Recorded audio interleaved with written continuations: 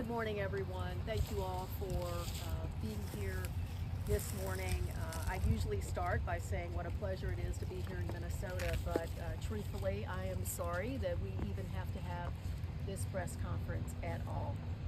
We're here in Burnsville, where my constituent, Andrea Pedro Francisco, was picked up by ICE on her way to work February the 5th. We are only blocks away from the church where Andrea worshiped, where she sang in the chorus, and where she played the guitar. Andrea arrived in the U.S. alongside her mother in 2019 at the age of 16. They came from Guatemala seeking asylum here in the U.S., and since then, they built a life together here. Andrea has no criminal record, and as her friends will tell you, she's become an integral part of the Burnsville community. And today, another one of our speakers will have a statement from her mother as well. Andrea was one of the many victims of President Trump and Kristi Noem's reckless and lawless Operation Metro Surge here in the Twin Cities. By her own account, she still doesn't know why she was pulled over by ICE that day. And we can only imagine it was some combination of the color of her skin or the sound of her name. We know that ICE is racially profiling here in Minnesota because we have seen it with our own eyes and even in many of our own families. But Andrea's case is unique, even among detentions here in the metro area. That's because only a week after she was detained by ICE, she was scheduled to have surgery at a local hospital to remove a tennis ball size ovarian cyst, instead of being given the treatment that she so desperately needs. Andrea was sent to Camp East Montana, an ICE detention facility in El Paso, Texas, notorious for its horror stories of detainees being denied access to basic needs and even actively abused by ICE officers. Not to mention a recent measles outbreak. By all reports, it's hell on earth. For over a month, my office has been going back and forth with ICE officials about Andrea's condition. Think about that, a member of Congress in her official capacity going back and forth with the federal government over getting medical care for one of her constituents. We've been ignored, put off, and frankly lied to about the treatment she's received while in detention. Months ago, ahead of her surgery, Andrea was prescribed an opioid for the pain. At Camp East Montana, she received Tylenol, all the while the cyst has continued to grow. Reports from ICE officials don't match the information we're getting from her, and the Tylenol she's been given is the equivalent of putting a Band-Aid on a gunshot. It's inhumane. She needs surgery. She needs to be released from ICE custody in order to receive the treatment that she needs. The goal is seeming further and further out of reach today. Just last week, a Texas judge denied her petition for habeas corpus, and the medical hearing she should have been granted on account of her condition was canceled. Let me repeat that. She has still not received a medical hearing for her condition. That is why we are here today, to demand that she be released and to push ICE to stop blocking the life-saving care that she needs. I am not exaggerating when I say that this is a life or death situation. It has been weeks, and ICE must treat this with the urgency that it deserves. I am not going to stand by while a constituent faces the potential consequences of dying. I don't care what the administration says. Operation Metro Surge is not over until folks like Andrea have become collateral damage, who have become collateral damage in this exercise, are returned to their families and receive the medical care they deserve. And certainly it is not over until ICE reforms the way that it conducts itself. If there is anything that this case in particular has reaffirmed for me, is that the administration cannot be trusted to tell the truth or act humanely, particularly as it relates to medical cases. And just because ICE isn't roaming the streets of Minneapolis or the suburbs, it does not mean that this horror is over for far too many people. Just last Thursday, I visited the Whipple Federal Building for my 4th unannounced visit, and I learned that 43 individuals have been detained by ICE in the metro area this last week alone. Folks are still being detained and deported in our state, and it's happening in suburbs just like Burnsville. So we can't let our guards down, not today, not tomorrow, not until we make serious reforms to ICE on our streets and the treatment of those everywhere. With that, I want to offer just a special thank you to a lawyer who has taken this case up on behalf of Andrea, because she is essentially at a firm that has now taken up 6 cases. This is a pro bono attorney, Uzra, who has flown in from Texas this morning. She's doing the Lord's work to try to get Andrea released from ICE custody. Again, she flew all the way from Texas to be with us today because of the urgency of this situation. So thank you so much for being here, and especially so much for the work that you are doing on Andrea's behalf. Thank you.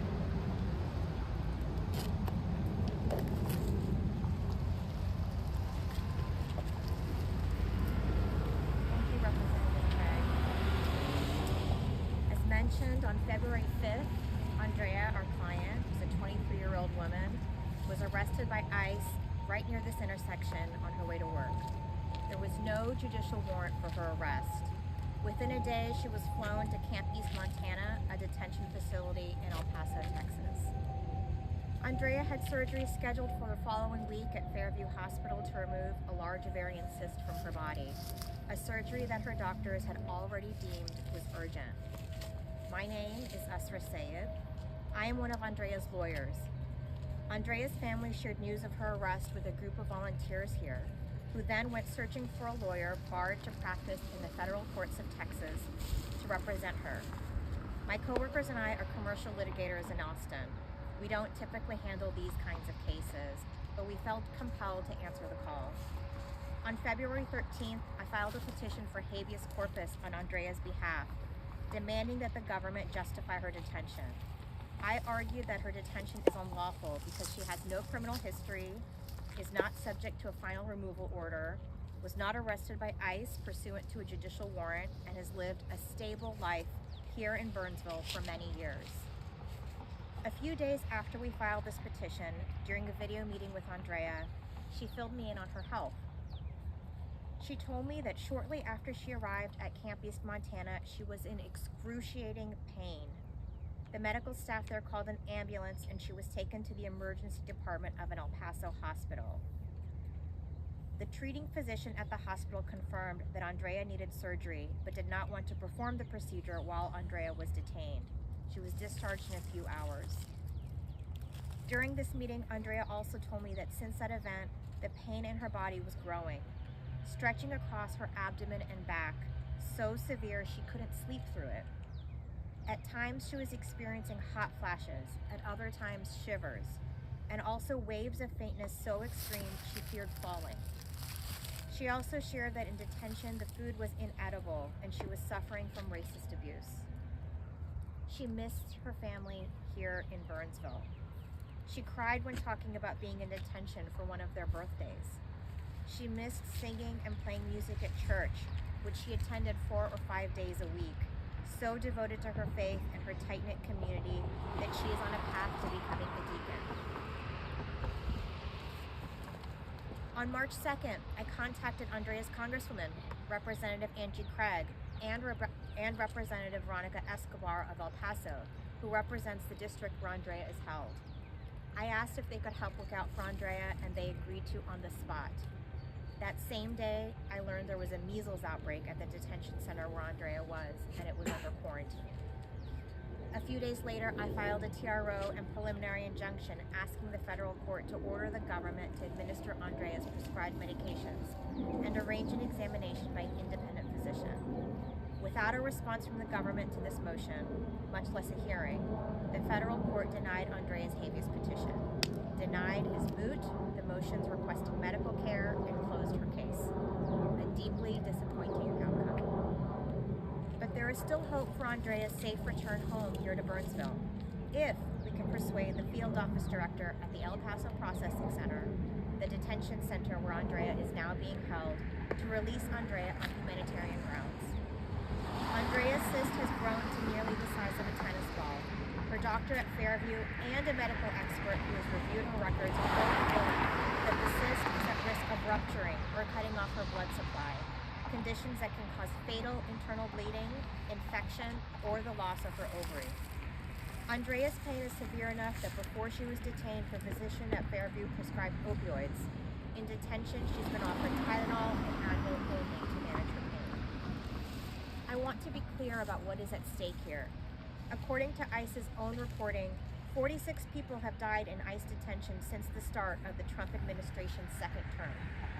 13 of those deaths occurred in January, February, and the first half of March of this year. There are studies that show the vast majority of deaths in ICE custody could have been prevented with adequate medical care. We are talking about people with treatable conditions, infections, diabetic crises, who were denied care until it was too late. It's not too late for Andrea yet. For anyone hearing this who wants to help Andrea, I ask you to take part in the urgent action organized by Amnesty International on her behalf.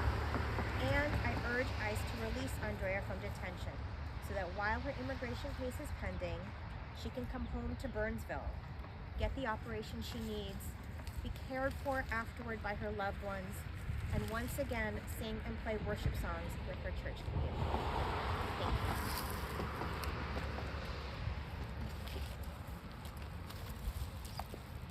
Good morning, everybody. Thank you for being here. My name is Elise Beifolk.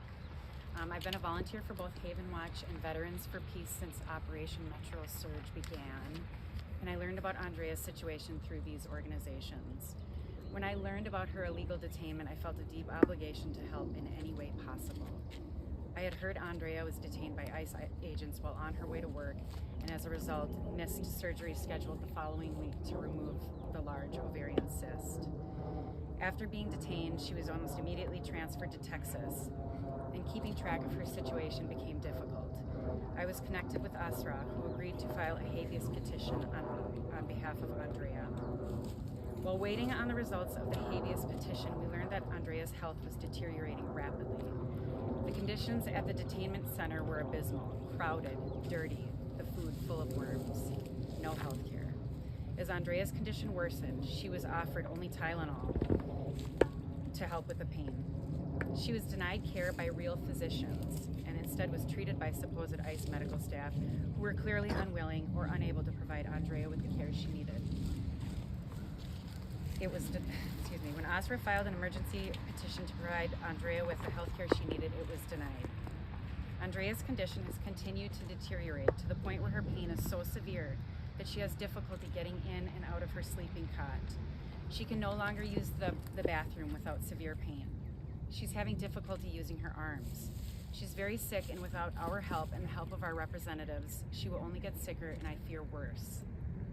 And Andrea needs to get proper medical care immediately. She needs to be released from ICE custody. This inhumane treatment and the terrible conditions at the detainment facility is only one example of the torture that thousands of innocent people are experiencing at the hands of our federal government. These detentions not only violate basic due process rights guaranteed to all people within our borders, but they are incredibly cruel, destroying the lives of thousands of innocent people who are here in the United States legally. It is imperative that we get Andrea home as soon as possible so that she can be medically treated and back with her family. We need to fight for Andrea and for the other innocent victims being illegally held by our federal government under inhumane conditions. No person deserves to be treated the way that Andrea and thousands of others have been treated, regardless of their status. Please help us bring Andrea home. I also have a statement from Lucia's mother that she asked me to read. Good morning to everyone here today, to the office of Angie Craig, to Haven Watch, and the many people that have helped me during this difficult time. I thank you deeply for your work. My daughter Andrea is very sick and getting sicker every day. She needs me and she needs to come home with me so we can be a family again. I think of and cry for Andrea day and night.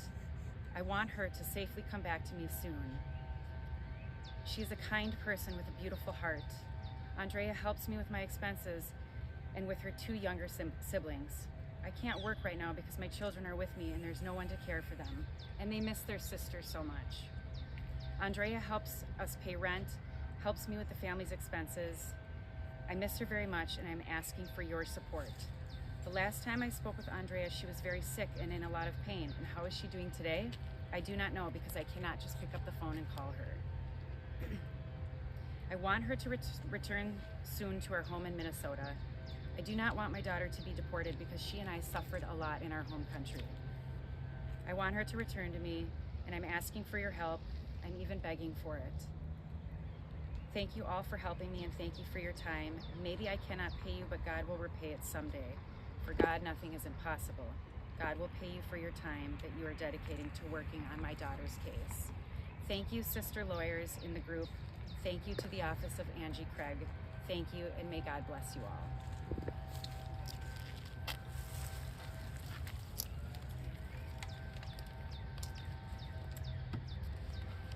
Thank you to everyone here today and Congresswoman Craig for continuing to draw attention to Andrea's case and so many like it. I'm here on behalf of Haven Watch. We work with this family and many across Minnesota to support people and families impacted by detention however we can while a loved one is gone, and especially when people return home, which we hope we will soon be able to have the chance to do with Andrea. By the time we get to a moment like this, a press conference, public attention, public officials speaking out, so much suffering has already occurred. Families have already been carrying fear, uncertainty, financial strain, heartbreak, mostly quietly, often alone. Children have already been missing a parent, and too often the longer a detention goes on, the easier it becomes for the public to stop seeing the person behind it. That is what I really want to say today, that Andrea matters deeply and she should be home, but this is bigger than her. There are people still from Minnesota and all over this country detained. Families that should be here at home. And there's so many people who, once they're out of sight, are treated like a number, a case, a political talking point, instead of a person, but they are people. They are parents, sons, daughters, neighbors. They're loved and they're worthy of care, dignity, and compassion. I truly believe that if more people and individuals could meet the families and people that we've met at Haven Watch over the last few months, our communities would be different. It would be harder to look away. It would be harder to reduce human suffering to politics, because once you know and sit with these people and their families and their fear and their hope and cry with them, you understand that this is not a political issue. This is a human issue. So yes, today we're asking for Andrea's release, but we are also asking something bigger of our community. Not to forget the many others that are still detained. Not to look away from the families that are left behind. Not to let ourselves become numb to this type of human suffering.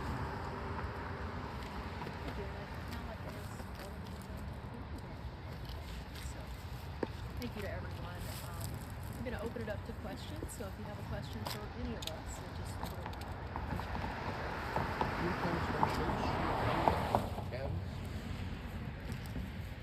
So I think it's this one, Open Circle. This, Open the Circle. church, yeah, Open Open Circle. Open circle. And maybe you mentioned, but how old? Say that again? Maybe you mentioned, but how old is Andrea? 23. She arrived here at 16. I have just a fact-checking, clarified question. I've heard her described as an asylum seeker. Is she seeking asylum? I'm just figuring out how to describe her. None of us are her immigration attorneys. Can you step up to the mic, please? Yeah, sure. None of us are her immigration attorneys. Closer still. Sure. None of us are her immigration attorneys, and so I'm not sure I can comment on that with any accuracy. Yeah. Representative, are you planning on performing an oversight visit at the facility where she is? Yes, now that the measles outbreak and the quarantine has been broken, I should be allowed to perform oversight duties in El Paso, and my team and I are planning to travel to El Paso just as quickly as possible. Candidly though, it couldn't wait. Her life is in danger right now. We've, been in good touch with, obviously, Usra, her attorney, but also the folks at Fairview. And we all urgently believe that she needs the operation that her doctor said she needed prior to her detainment. I will be traveling to El Paso, though, very soon. Fortunately, I'm back in Washington this week, but as quickly as possible, I will be performing oversight. And candidly, we'll see if they let me in, and we'll see if they allow me to meet with her. Many of my colleagues have had challenges with their specific constituents who are being detained.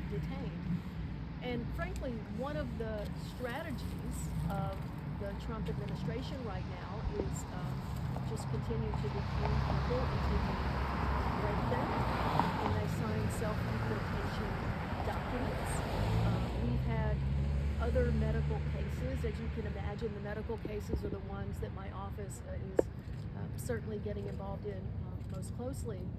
We've had other medical cases where it went on so long that individuals simply felt like they needed to self-deport, even though the countries that they were being deported to do not have adequate health care in order to receive the care that they need when they get there. So it's a real problem within this administration. How many cases like Andrea's are you working with? Like how many constituents are you actively working with who are in detention and have serious medical? We have about 20 total cases, and about 5 of those are severe medical issues. Frankly, it's now only 4 because of the individual who had to self-deport in order to try to get the dialysis that he needed. These are the cases we're talking about. These are not minor medical issues. These are serious, major, life-threatening issues. And my colleagues in Congress and we've introduced legislation to more fundamentally require humanitarian medical aid and treatment of those being detained in the various centers across the country. But unfortunately, my Republican colleagues have not seen this as a huge priority. And that's why I say these are individual lives at risk. People who serve our communities, people who are our friends, people who have been here as minors. And if we look away as a community, then what does that say about who we are? I know that Minnesota is a community. So the whole purpose of this press conference this morning was to try folks throughout Minnesota and across this country to put pressure on the Trump administration to do the right thing in Andrea's case, but we should be forcing them to do the right thing in all urgent medical cases across our nation.